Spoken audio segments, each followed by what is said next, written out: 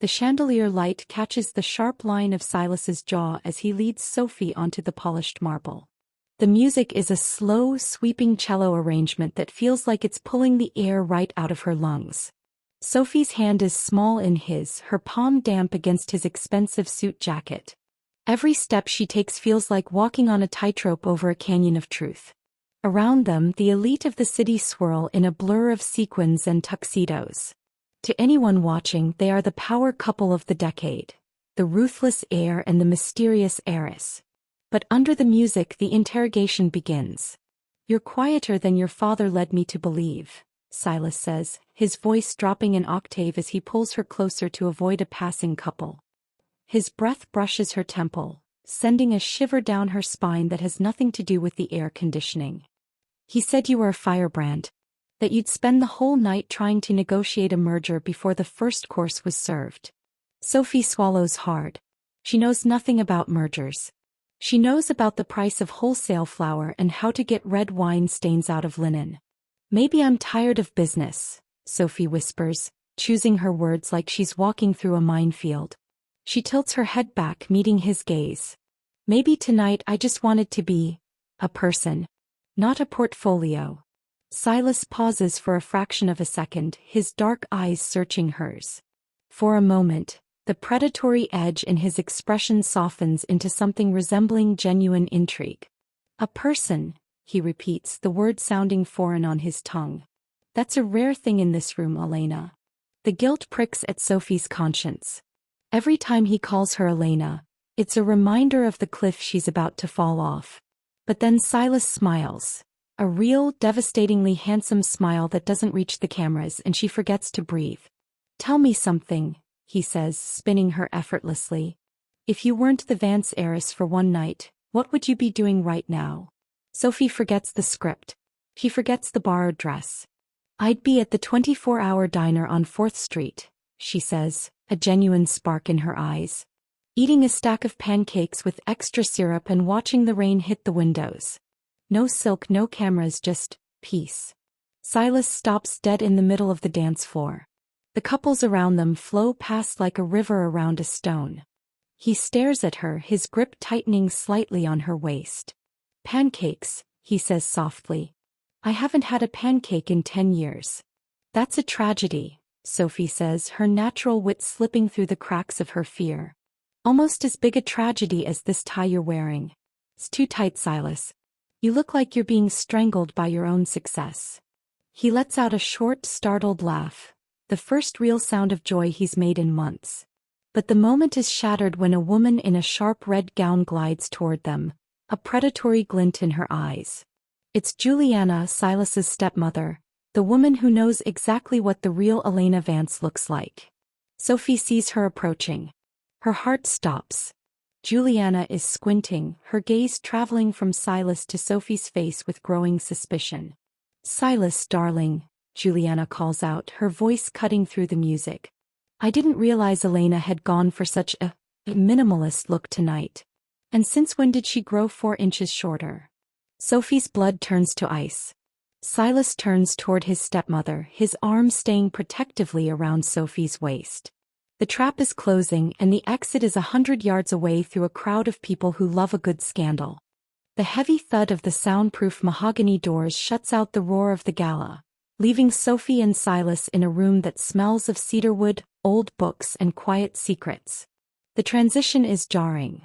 One moment she was a pawn in a high-stakes social game, and the next she is alone with the most dangerous man in the room. Silas doesn't turn on the lights. He moves through the dim library with the grace of a predator who knows his own territory. "You're shaking," Silas says, his voice a low vibration in the small space. He reaches out, not to pull her close but to steady her elbow. The warmth of his hand through her thin sleeve feels like a brand. Sophie draws a jagged breath. It's a lot. The lights, the cameras, the way everyone looks at you like you're a prize and not a person. Doesn't it ever get exhausting? Silas pauses, his silhouette tall against the moonlit window. "Every single day. My father built this empire on the idea that feelings are liabilities. I've spent 30 years pretending I'm made of stone. But then tonight in the dark I found someone who didn't talk to me like I was a bank account. You're different, Elena. The name Elena hits Sophie like a physical blow. She looks at the rows of leather-bound books, feeling like a thief in a temple. What if I'm not? She whispers. What if the person you like is just a shadow? What if the real me is someone who doesn't belong in a room like this at all? Silas steps into her personal space, his scent of sandalwood and rain envelopment her. He lifts her chin with his thumb. Then I'd say I've finally found something interesting in this house of cards. I don't want a socialite. I want the girl who wants pancakes at midnight. For a heartbeat, the truth is on the tip of her tongue. She wants to tell him she's the one who polished the silverware he used for dinner. But the way he looks at her, with a hunger that has nothing to do with business, makes her selfish. She wants to be his queen for just one more hour. The peace of the library is shattered by the chime of a bell, signaling the start of the charity auction. This is the moment Sophie has dreaded. As the guest of honor, she is escorted to a velvet-covered chair at the front of the ballroom. The elite of the city sit with their paddles raised, ready to buy prestige with their pocket change. And now, the auctioneer booms, his voice echoing off the gold leaf ceiling, a special contribution from Miss Elena Vance. A personal item representing her family's legacy. Sophie feels the blood drain from her face. She has no family diamonds, no vintage Rolex, no deeds to mountain estates. Her hand goes instinctively to the thin, worn chain around her neck. Hidden beneath the lace of her borrowed dress is a tiny silver locket. It's scratched, the hinge is loose, and it contains a faded photo of her mother in a flower garden. It is the only thing she owns that matters. With trembling fingers she unhooks it. When she places it on the auctioneer's silk cushion, a hush falls over the crowd. Then a titter of laughter. Is that a joke? A woman in the front row whispers loud enough for the microphone to catch. It looks like something from a flea market. Sophie's eyes sting. She looks down at her lap, the humiliation burning hotter than the ballroom lights. She is a fraud and now the whole world knows it. Juliana, Silas's stepmother, leans forward with a cruel smile. Really, Silas? This is the treasure of the Vance family? It's pathetic. Silas doesn't look at his stepmother. He doesn't look at the crowd. He stands up, his presence commanding the entire room to go silent. He looks at the small, tarnished piece of silver on the stage as if it were the crown jewels. $1 million, Silas says. His voice is cold, hard, and utterly final. The room erupts in gasps. The auctioneer nearly drops his gavel. Mr. Thorne, $1 million for this? I'm not paying for the silver, Silas says, turning his gaze to Sophie, his eyes burning with an intensity that makes her heart skip. I'm paying for the memories inside it. I'm paying for the fact that it's the only honest thing in this room. He walks onto the stage, picks up the locket and walks over to Sophie. In front of the cameras, the billionaires and the vultures, he leans down and clips it back around her neck. Don't ever let them make you feel small, he whispers in her ear. You're the only person here who's real. But as he pulls back, a commotion breaks out at the main entrance. The security guards are trying to stop a woman in an identical dress. A woman screaming that her identity has been stolen. The real Elena Vance has arrived, and the $1 million locket is about to become the evidence of Sophie's crime. The music feels like it's warping, the violins screeching in Sophie's ears as Juliana's shadow falls over them. The air in the ballroom, once filled with the scent of lilies, now tastes like ozone before a lightning strike. Silas's grip on Sophie's waist doesn't loosen. If anything, it becomes a literal lifeline. Sophie can see the gears turning in Juliana's head. The older woman's eyes are like cold sapphires, scanning Sophie's face for the familiar bone structure of the Vance lineage, and finding nothing but a terrified, beautiful stranger. Silas, Juliana says, her voice a sharp blade wrapped in silk. You've always had a flair for the dramatic, but surely this isn't the woman your father arranged for you to meet? I spoke with Elena's mother this morning, and she mentioned a certain family heirloom necklace that seems to be missing from this young lady's throat. Silas stiffens. Sophie can feel the tension radiating through his suit jacket. He's a man who thrives on control, but she can feel him faltering. This is the moment where the fantasy should end. This is where she should be escorted out by security and sent back to her cramped studio apartment. But then Silas does something Sophie never expected. He pulls her closer, tucking her head against his shoulder so Juliana can't get a clear look at her eyes. "Juliana," Silas says, his voice dropping into a dangerous, low growl. "Elena and I decided that tonight wasn't about heirlooms or family expectations. We're tired of being pawns. If you have a problem with her appearance, you can take it up with me in the boardroom on Monday. But for now, we're leaving." He doesn't wait for a response. He turns, his hand sliding down to interlock his fingers with Sophie's, and leads her toward the massive French doors that open onto the terrace.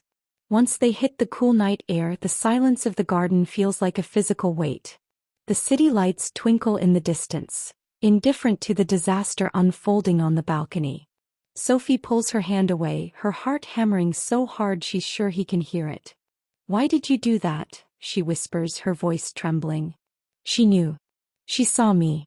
"Silas, I'm not." "I know you're not Elena," Silas says, turning to face her.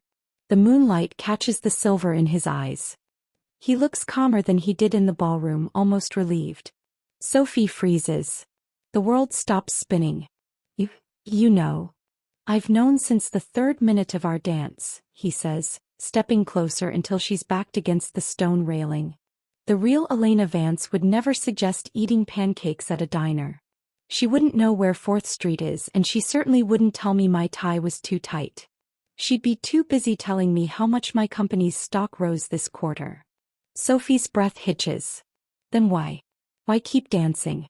Why defend me? Silas reaches out, his thumb brushing her cheek, a gesture so tender it makes her eyes sting. "Because for the last 15 minutes I wasn't the Iron Duke. I was just a man talking to a girl who actually looked at me, not my bank account. I didn't want the dance to end, Sophie." He uses her real name. She never told him her name. "How do you know who I am?" she breathes. "Your service tag," he says with a small lopsided smirk, pointing to the small plastic clip hanging off the waistband of her dress, partially hidden by the lace. It says, "Sophie Catering Staff." "You forgot to take it off when you borrowed the dress." The honesty of the moment is a bridge between two worlds that should never meet. But as Silas leans in, his intentions clear in the way his gaze drops to her lips, a loud commotion erupts from the ballroom behind them. "Where is he?" "Silas, if you think you can stand me up for a waitress, you have another thing coming." The real Elena Vance has arrived. And she sounds furious. The tension in the room snaps like a piano wire. Every head turns toward the entrance where the real Elena Vance is screaming at the security detail, her face a mask of high society rage. The photographers, sensing a bloodbath, pivot their cameras toward the two women. The flashes are relentless, a rhythmic pulsing that makes the room feel like it's vibrating. Sophie stands frozen next to the auction podium. The $1 million locket feels like a lead weight against her chest. She looks at Silas, expecting to see the Iron Duke return, expecting to see him look at her with the cold, calculating disgust of a man who has been swindled. Instead, he is looking at the real Elena with a weary, almost bored expression, as if he's finally seen a ghost he's been dreading for years. "Silas!" The real Elena shrieks, shoving past a guard and marching onto the platform. Her diamonds clink like armor. "Who is this creature? He's wearing my name. She's wearing a dress that costs more than her life. Get her out of here. Arrest her." The crowd is a wall of hushed breath. Juliana, Silas's stepmother, steps forward, her eyes gleaming with the thrill of the kill. "Well, Silas, it seems your real girl is a common thief. What do you have to say for yourself? Or are you going to tell us you meant to give $1 million to a waitress?" Silas moves slowly. He doesn't look at Elena. He doesn't look at the cameras. He turns to Sophie, who is already starting to back away, her eyes filling with tears of shame. He reaches out and catches her wrist, not with the grip of a captor but with the steady hold of a man claiming what belongs to him. "You're right, Elena," Silas says, his voice cutting through the noise like a razor. "She isn't you. And for that I should thank my lucky stars. You've been here for 30 seconds and the air already feels thinner. She's a fraud. Elena screams. No, Silas says, stepping between Sophie and the crowd, shielding her from the lenses. She's the woman I invited to stay. You are a contract, Elena. A business arrangement my father made from the grave. But tonight, for the first time in my life, I broke a contract. And I've never felt better. He turns back to Sophie, his voice dropping to a whisper that only she can hear. Run. No. My driver is at the side entrance. Go to the diner. I'll be 3 minutes behind you.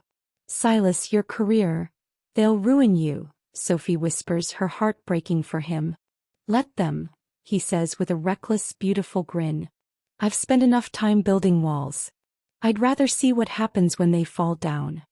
The 24-hour diner on 4th Street is a world away from the Starlight Gala.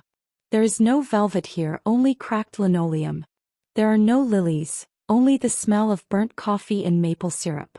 The rain is drumming a steady, peaceful rhythm against the windows, blurring the neon lights of the city into soft smears of color. Sophie sits in the back booth, her borrowed dress hidden under her old, oversized coat. She's staring at her reflection in the sugar shaker, wondering how she'll ever go back to her real life tomorrow. She's already been fired. She saw the text from her boss 10 minutes ago. She's a liability now. The bell above the door jingles. Silas walks in. He's still in his tuxedo, but he's ripped off the tie and unbuttoned the top 3 buttons of his shirt. He looks messy, tired, and more alive than she's ever seen him. He slides into the booth across from her, his knees brushing against hers. You came, she says, her voice trembling. I told you, Silas says, reaching across the table to take her hands. I haven't had a pancake in 10 years. I wasn't going to let a little thing like a social scandal stand in my way. The waitress, a woman named Martha who has known Sophie for years, walks over and drops 2 laminated menus on the table. She looks Silas up and down, unimpressed by the $1,000 suit. You want coffee, honey, or are you just here to look pretty? Silas chuckles, a deep, genuine sound that fills the booth. Coffee. And a double stack for the lady. Extra syrup. As Martha wanders off, Silas leans forward, his eyes locking onto Sophie's. There are no cameras here. No stepmothers. No contracts. Just a man and a woman in the quiet hours of the morning. I lost the CEO position tonight, Silas says quietly. The board had an emergency vote before I even reached the parking lot. Sophie's heart sinks. Silas. I'm so sorry. This is all my fault. If I hadn't stayed. Stop, he says, squeezing her hands. I've been the CEO of a company that hated me for a decade. Tonight, I bought a $20 locket for $1 million, and it was the best investment I ever made. Because it bought me this moment. It bought me the chance to know the girl who thinks I look like I'm being strangled by my own success. He reaches into his pocket and pulls out the locket, sliding it across the table toward her. You forgot this in the car. Sophie picks it up, her thumb tracing the scratched silver. Why did you really bid that much, Silas? You knew I was a caterer. Because I wanted everyone to know that your heart is worth more than their entire portfolios, he says. And because I wanted a reason to see you again tomorrow. And the day after that. Outside, the sun begins to peek through the gray clouds, signaling the start of a new day, one where Sophie isn't an heiress and Silas isn't a duke. But as they share a plate of pancakes in a dim booth on 4th Street, they both realize that the best stories don't start with a perfect match. They start with a beautiful, life-changing mistake. The balcony doors don't just open. They are flung wide with a violence that shatters the quiet moonlight.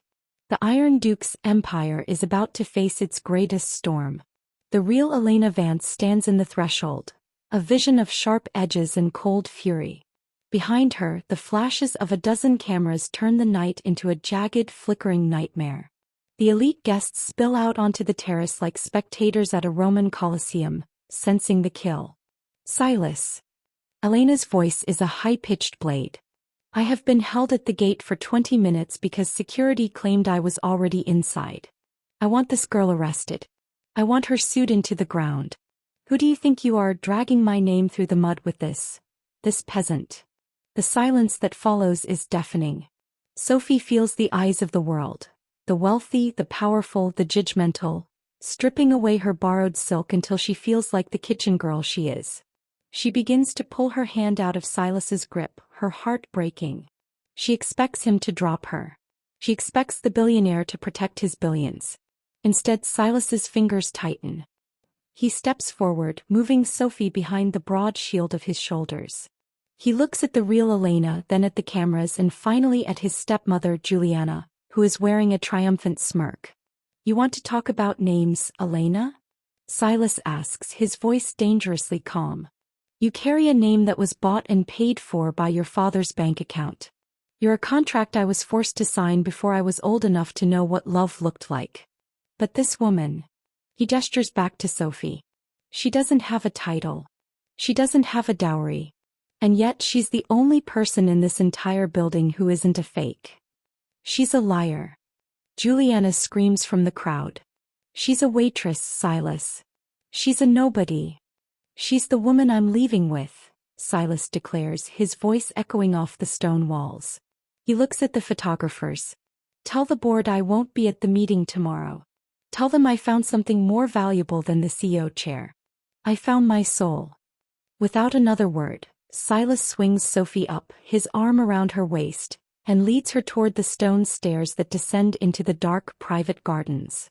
Behind them, the roar of the scandal erupts, but as they hit the grass and start to run, the noise fades into nothing. 20 minutes later, the world is different. The rain is a soft mist against the windows of the 4th Street diner. The neon sign hums a low, electric tune, flickering in shades of pink and blue. Inside, the air smells of coffee, grease, and freedom. Sophie sits in the corner booth, her thrift store heels kicked off under the table. Silas sits across from her, his tuxedo jacket tossed over the vinyl seat. He looks messy. His hair is windswept, his shirt is unbuttoned at the collar, and he looks happy. "You lost everything," Sophie whispers, her fingers tracing the rim of her coffee mug. "Your company, your reputation, the Vance merger. All for a girl you met in a blackout." Silas reaches across the table, covering her hand with his. The $1 million locket he bought for her at the auction rests against her collarbone, a shimmering reminder of the night's madness. "I didn't lose anything, Sophie," he says, his eyes fixed on hers with a heat that makes the cold rain outside disappear. "I traded a life of polished stone for a life that's actually real. I'd spend another $1 million just to hear you tell me my tie is too tight one more time." The waitress slides 2 plates of steaming pancakes between them, the butter melting into golden pools. She looks at Silas's expensive watch and then at Sophie's tired eyes. "You two look like you've been through a war," she grunts. "No," Silas says, smiling as he looks at Sophie. "We just finally found our way home." As the sun begins to bleed through the gray New York skyline, the billionaire and the girl from the kitchen share a meal in a booth that costs nothing. The gala was a mistake and the date was a lie, but as Silas leans across the table to kiss her, Sophie realizes that some mistakes are the only way to find the truth.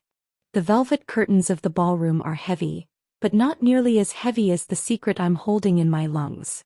My name is Sophie and I'm a nobody. A caterer's assistant with flour under my fingernails and a borrowed dress that smells faintly of someone else's expensive perfume. I shouldn't be here. I definitely shouldn't be standing in the VIP wing, clutching a silver tray like a shield. But when the lights suddenly plunge into a flickering strobe and then complete darkness, a hand, large, warm, and possessive, grabs my wrist.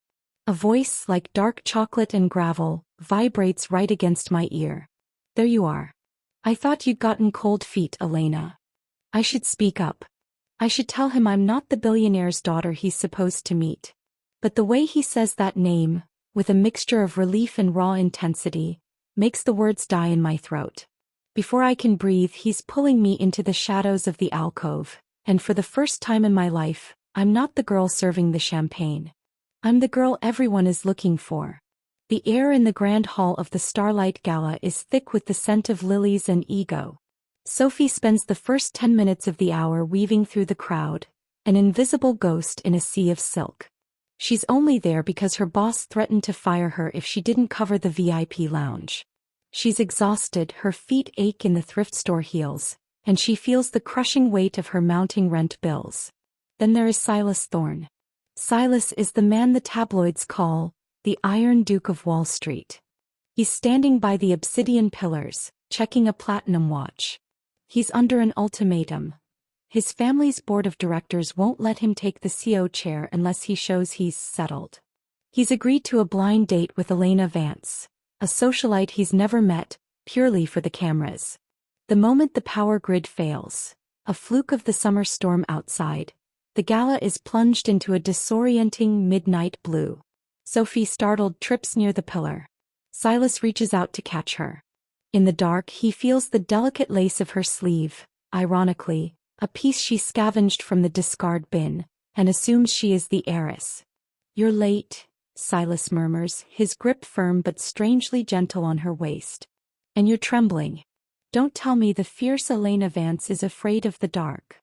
Sophie's heart hammers against her ribs like a trapped bird. Up close, he smells of sandalwood and rain. The sheer power radiating off him is intoxicating. She knows that if she speaks, the spell breaks. But the way he holds her, as if she's the most precious thing in the room, is a drug she's never tasted before. I'm not who you think," she whispers, her voice barely a breath. But the orchestra chooses that exact moment to swell into a haunting waltz as the emergency chandeliers flicker to a dim, romantic glow. Silas doesn't hear her protest. He only sees a pair of wide, doe-like eyes and a face that looks nothing like the airbrushed photos of Elena he's seen. He finds her far more captivating. "Good," he says, his eyes locking onto hers with a piercing intensity. "Because I was told you were boring. You're anything but boring." He leads her toward the dance floor. Sophie looks back at the kitchen doors, her exit, her safety, her real life, and then looks at the man who is looking at her like she's a queen. She takes his hand. The lie has begun and the clock is ticking,